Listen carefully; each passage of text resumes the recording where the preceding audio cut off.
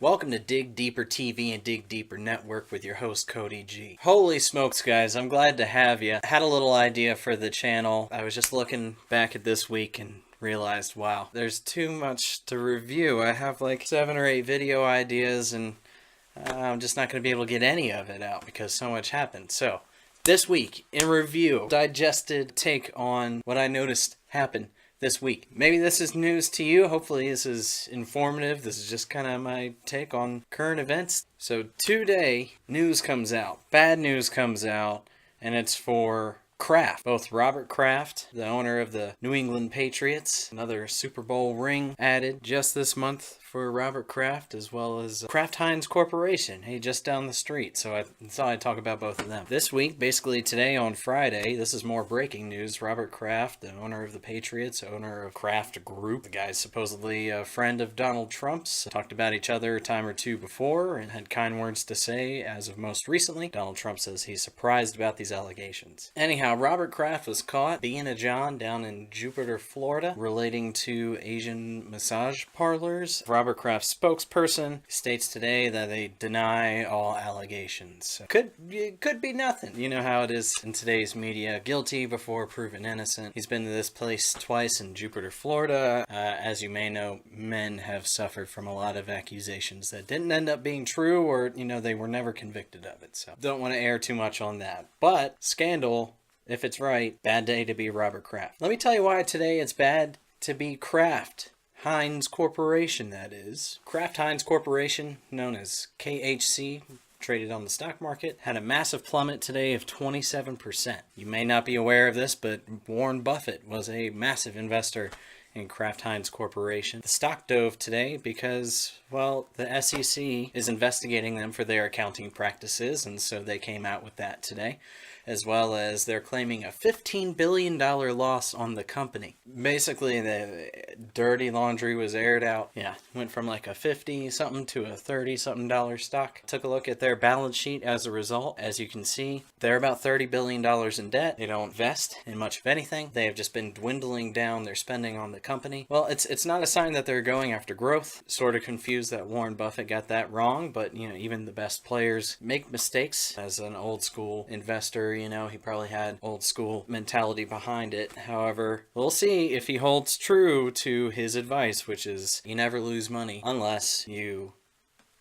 sell. So we'll see if he stays in there with a massive quarter drop on that stock today. A massive exodus in investors. We don't know if Berkshire Hathaway, Warren Buffett, what he decided to do from that. So I look forward to updating you on that in the comment section below once that information comes out. We'll dig deeper on that. And don't forget to hit the like button. All right, this week in review, we're past the crafts. Oh, this one's funny. Okay, talking about companies being affected in an adverse way. Nike actually had some issues with NCAA basketball star wearing Nikes, plays for Duke, wearing the team shoes, and goes to take a step. The whole soul just disconnects from the shoe. It looks like he's gonna survive, okay, but I just wanted to make a mention here, like, gosh, it's tough being a brand, isn't it? Brand of your company is on, apparently he's on his way to the NBA. What if he incurred a massive injury because of this Nike shoe, right? And it pulls him out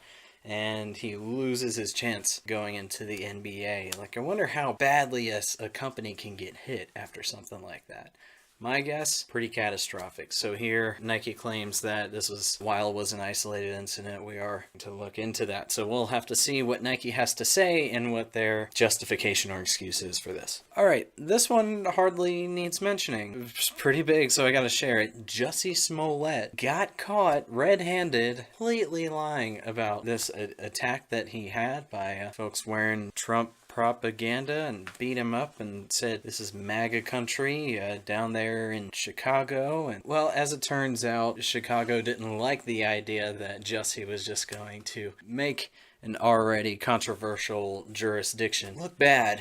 Lots of heroic people out there, obviously, serving the Chicago area, so they decided to dig into it, pull up deleted messages and things on his phone, so they arrested him on filing a false police report. He's gonna have to see his day in court. It seems like ABC and Empire are completely backing him at this time. All I have to say about that was I hold my tongue to these types of political conversations, and I think that we all should. It's just sort of in an area of perhaps it should be unmentionable. Oppression does exist. There are hardships. This actually does happen to minorities of any kind.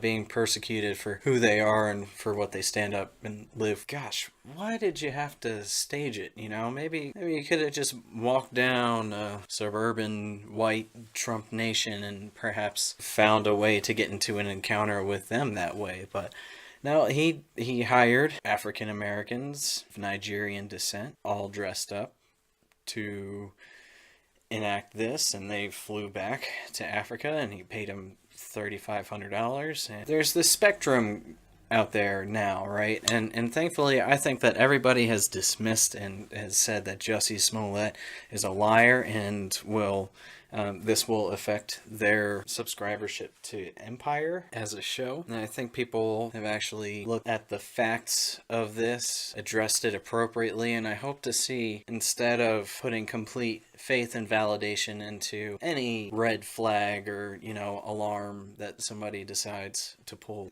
look at the facts, and make sure that we do punish people involved for the bullshit that have been getting away with it for a very long time. So that's my thought about the Jussie Smollett situation. This week in review.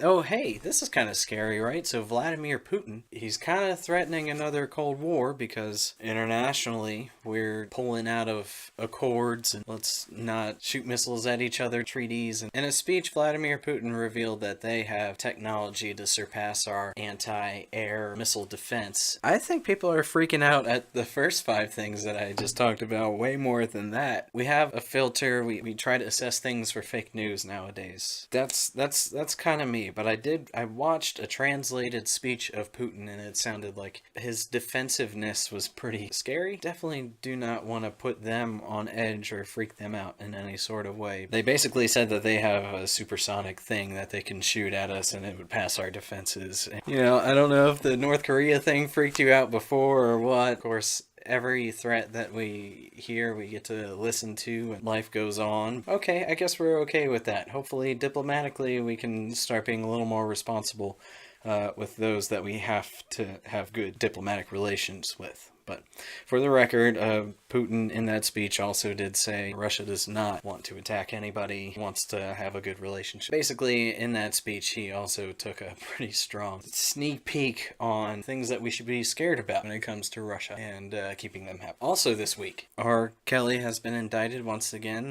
They slapped the cuffs on him and bring him into court once more. It seems like after the Lifetime Project, their declaration to seek out people to come line up and give their claims of any wrongdoing that Mr. Robert Kelly had done to them. And I have my certain reservations about how they treated the Bill Cosby situation, and I kind of draw a parallel here. I think that what he's being accused of is certainly something that's worth looking into, and he's worth punishing. We should certainly proceed to do that. However, I just sort of worry about the assassination of a man that the feminists and the court systems and everybody involved, the liberal media, they all seem to back one side and completely lack, the evidence that's out there right now. They're saying that there's a video. However, R. Kelly fought this over a decade ago on similar allegations, and they had videotape, but the jury was not able to render their decision. They said that they couldn't be sure about it. If this is a skeevy guy who got away and should be punished for his previous crimes, I'm somewhat open to the idea, but this is making headlines, and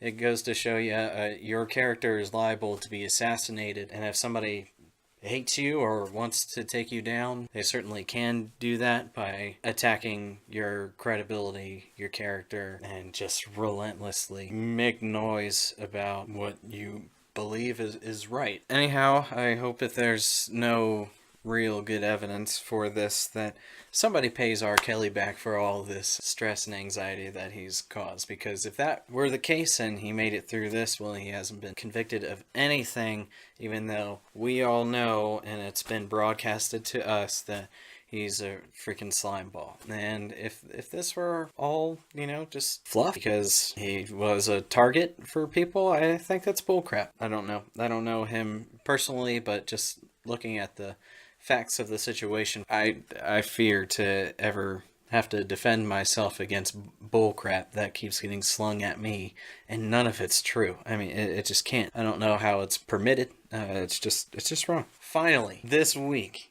in review, Kentucky teen Nicholas Sandmann, known notably for his picture of a standoff with Indian elder that caught massive pickup, as you may know. It came out, and even CNN issued an apology that they came at this from the fake news perspective. They said that they took the wrong side in this one because after witness accounts and combing through the situation, they saw that he treated it peacefully. However, the news today about Nicholas Sandmann is that he is suing the Washington Post for $250 million for being wrongfully targeted, slandered, damages, and all that. And if you stop and think how hard, you just watch how news media cranking on a 24-hour cycle, and the integrity and the journalism in today's news is lost. While these stories, which I total 7 of them for this week in review, just a little sensationalized we are. Perhaps we can just cut the bullcrap and actually talk about what's going on in the world and how our president, Congress, we as a country are interacting with the world around us and the progress that we're making. I look forward to sharing more that I've dug up from